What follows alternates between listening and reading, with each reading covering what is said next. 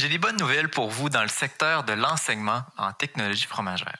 Parce que si je vous posais la question à savoir à quel endroit est-ce que vous iriez chercher une formation québécoise en technologie fromagère, je suis pas certain que j'aurais beaucoup de réponses. Sauf que j'ai une bonne nouvelle pour vous. Depuis maintenant 1 an, il y a une nouvelle chaire de leadership en enseignement en technologie fromagère à l'Université Laval.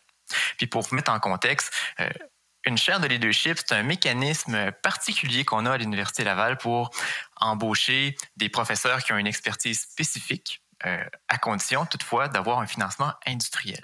Puis on peut dire qu'il y a beaucoup de monde derrière notre projet pour vous démontrer sa pertinence, autant des industriels laitiers que des regroupements de transformateurs, Novalet, puis le ministère de l'Agriculture du Québec qui, ensemble, ont investi plus de 800 000 sur 5 ans, justement pour répondre entre autres à ce besoin de formation dans le secteur. Donc, ce budget-là a servi à m'embaucher, puis va me permettre aussi de développer ma programmation de recherche. Puis, la chaire a plusieurs objectifs, mais si j'en avais un à mentionner, bien, ça serait de maintenir la compétitivité de notre industrie laitière. Il y a 2 volets qui vont être mis de l'avant. Un premier volet d'enseignement, donc qui va permettre de créer des nouveaux cours, de développer la relève en technologie fromagère, puis aussi de créer des nouvelles activités de formation continue. Le deuxième volet est du côté de la recherche, parce qu'avec la chaire de leadership, on veut créer un pôle d'excellence en technologie fromagère à l'Université Laval. Donc, générer des nouvelles connaissances qui vont nous permettre d'assurer un certain leadership en technologie fromagère. Puis ici, je vois 2 thématiques principales de recherche, notamment le contrôle de la variabilité des procédés et l'amélioration de l'efficience de notre industrie, notamment en permettant une meilleure valorisation des coproduits.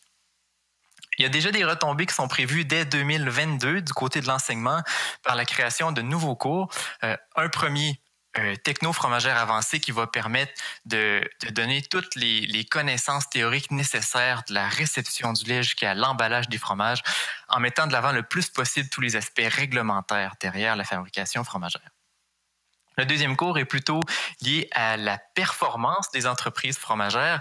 Puis ici, je parle de performance fonctionnelle des fromages, je parle de performance économique et environnementale qui va être extrêmement importante, qui est extrêmement importante aujourd'hui, mais qui va l'être encore plus dans les prochaines années.